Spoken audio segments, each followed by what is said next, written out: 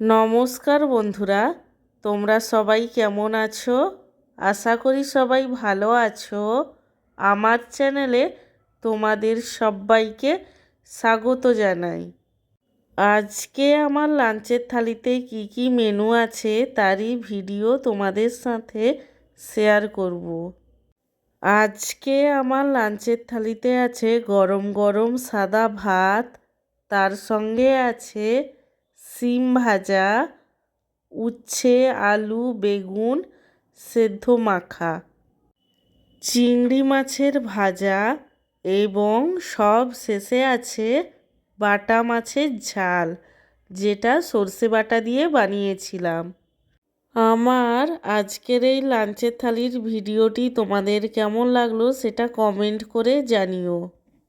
আর ভিডিওটিতে লাইক দিতে এবং চ্যানেলটিকে সাবস্ক্রাইব করতে একদমই ভুলো না।